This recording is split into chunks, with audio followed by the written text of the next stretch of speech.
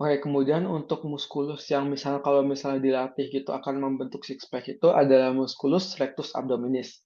Di mana muskulus ini kalau misalnya dia tuh dilatih atau kita menggunakannya terus-menerus, itu akan bisa hipertrofi dan juga membentuk eh, six pack atau ABS pada pria. Biasanya adanya pada pria. Oke, next. Kemudian setelah ini kita akan bahas materi baru yaitu tentang rectum proprium dan juga canalis analis. Kita akan bahas mengenai strukturnya, kemudian dari neurovaskularisasinya dan juga dari lain-lainnya. Oke, yang pertama kita bahas dulu dari struktur rectum proprium. Rectum propriumnya sendiri ini kalau misalnya dari luar itu ada dua struktur khusus yang sering terlihat, yaitu yang pertama itu di sini ada flexura sacralis atau flexura sacris di bagian yang ini. Dan juga yang kedua itu ada yang namanya flexura anorektal atau flexura perineal. Nah, flexura sacralis dan juga flexura anorektal ini akan membentuk seperti bentukan S pada rectum proprium kita. Nah, ini terlihat seperti S, bentuknya itu seperti huruf S. Kemudian lanjut di sisi dalamnya. Nah, untuk sisi dalamnya sendiri itu atau di bagian tunika mukosanya itu ada beberapa bagian. Yang pertama itu ada yang namanya plica transversalis recti. Dia ada di sini atau disebut juga Houston.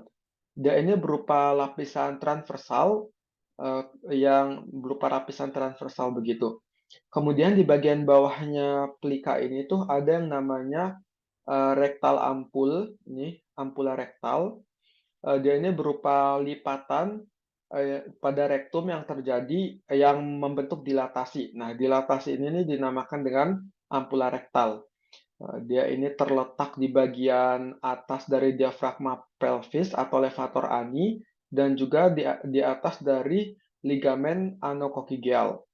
Nah, si levator ani sama anokokigeal ini akan berperan juga nanti di pergerakan dari ampula rektalnya ini. Kemudian selanjutnya tuh ada zona transisi. Nah, zona transisi ini nih membatasi atau menandakan perubahan antara rektum ke kanalis analis. Dia tuh ditandai dengan struktur yang namanya linea anorectalis atau anorectal junction. Nah, dia ada di sini, posisinya anorectal junction. Nah, area ini nih ciri-cirinya tuh ada perubahan dari plika transversalis yang di atas itu menjadi plika longitudinal analis kanalis, kanal analis gitu. Oke, kita lanjut ke struktur selanjutnya tentang kanalis analis. Oke, jadi kanalis analis sendiri ini terdiri dari tiga atau empat segmen atau zona. Yang pertama itu ada yang namanya zona kolumnaris atau kolumna anales, ada di atas ini. Nah, ini nih merupakan lipatan longitudinal yang dibentuk dari corpus cavernosum. Jadi si kolumna analis ini lipatan dari corpus cavernosum. Nama lain dari kolumna analis ini bisa disebut juga kolumna rectalis atau juga morgagni. Dia ini terbentuk dari epitel kolumner atau bisa juga epitel kuboid. Kemudian next ada pecten analis. Pecten analis di sini posisinya. Nah, si pecten analis ini terbentuk dari epitel squamous kompleks non kornifikasi non keratinasi sama di mana dia ini akan menimbulkan zona putih di mukosa atau zona alba. Nah, di bagian sini bisa dilihat.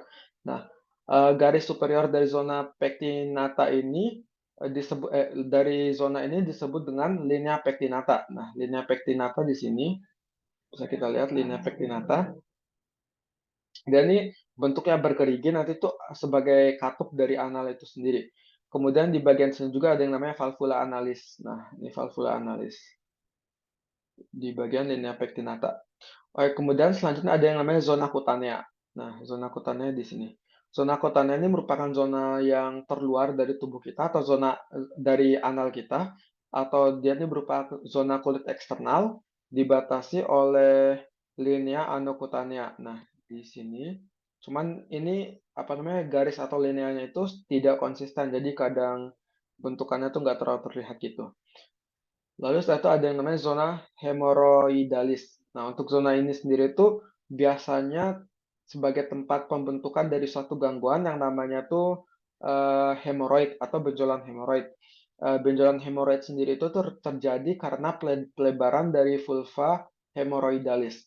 Untuk hemoroid itu ada dua jenis kan. Yang pertama itu ada hemoroid internal hemoroid, dan juga yang kedua itu ada yang namanya eksternal hemoroid.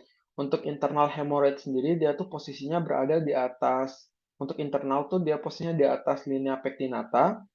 Tonjolannya ada di atas linea pectinata. Kemudian untuk eksternal hemoroid itu tonjolannya berada di bagian bawah linea pectinata. Oke, selain struktur-struktur tadi, ada juga struktur yang lebih dalam lagi. Yang pertama tuh ada yang namanya kolumna rectalis atau analis.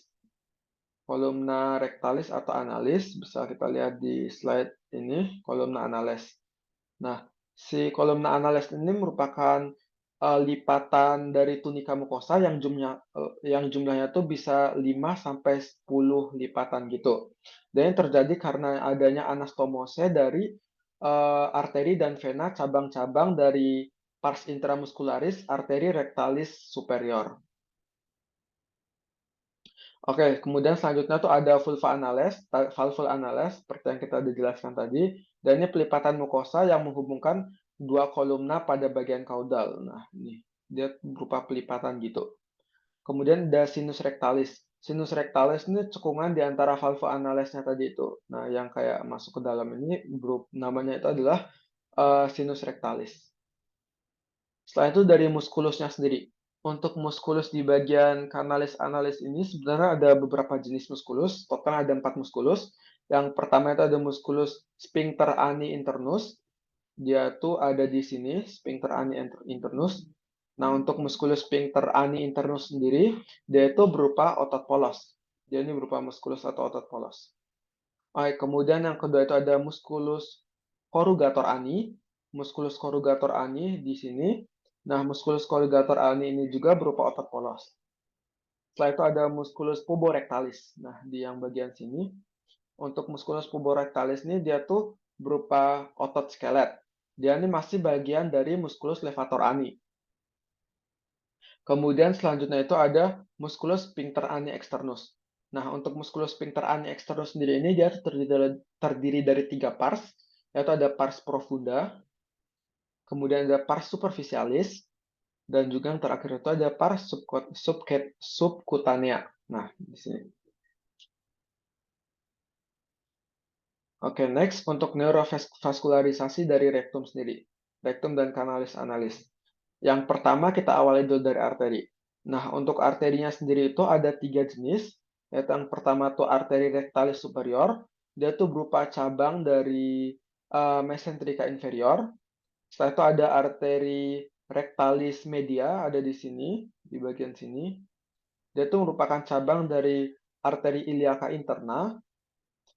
Setelah itu ada arteri rectalis inferior. Dia tuh merupakan cabang dari arteri iliaca interna juga, sama seperti arteri rectalis media tadi. Nah, untuk ketiga arteri ini yaitu arteri rectalis media, arteri rectalis inferior, dan arteri rectalis superior, mereka tuh akan beranastomose atau kayak menyatu gitu jadi bagian linea pectinata. Oke, kemudian lanjut untuk venanya sendiri. Venanya ini dia tuh ada vena rectalis superior. Nah, si rektum ini akan divaskularisasi oleh vena rectalis superior, di mana vena ini akan bermuara ke vena porta hepatis melalui vena mesenterica superior. Kemudian si vena rectalis superior ini juga sama, dia tuh akan beranastomosis dengan vena rectalis medial dan juga vena rectalis inferior yang bermuara di vena cava inferior kita. Oke, di anal kanal itu sendiri tuh kan ada di bagian atas dari linea pectinata tuh dia tuh apa namanya venanya tuh akan bermuara ke vena porta. Sementara kalau yang di bagian bawah atau inferior dari linea pectinata dia itu akan bermuara ke vena cava inferior. Tapi kalau misal kondisi hatinya itu sirosis, drainase vena yang menuju porta hepatis tadi itu tuh akan dialihkan melalui anastomosis dari venanya tadi itu. Sehingga nanti itu akan terjadi hipertensi portal yang bisa menimbulkan hemoroid. Jadi penyebab hemoroid salah satunya itu karena hipertensi portal pada saat sirosis hati. Baik, kemudian lanjut dari inervasinya. Yang pertama inervasi dari saraf simpatisnya itu dia tuh berasal dari nervus splenincus lumbalis, di mana dia itu berfungsi untuk mengaktifkan otot sphincter dari rektalisnya tadi itu, dari rektum atau kanalis analis tadi itu. Kemudian yang kedua itu ada parasimpatis. Nervus parasimpatisnya itu berupa nervus splenincus pelvici. Dia itu berfungsi untuk stimulasi peristaltik atau stimulasi gerakannya dan juga untuk inhibisi dari musculus sphincter ani internus untuk agar dia tuh mempermudah defekasi. Fungsinya diinhibisi itu biar defekasinya itu mudah. Setelah itu inervasi otonomnya tuh berakhir di linea pectinata. Kemudian lanjut, rektum bagian inferior tuh juga punya inervasi sensorik dan motorik, di mana dia itu berupa cabang dari plexus sacralis, yaitu berupa nervus pudendus.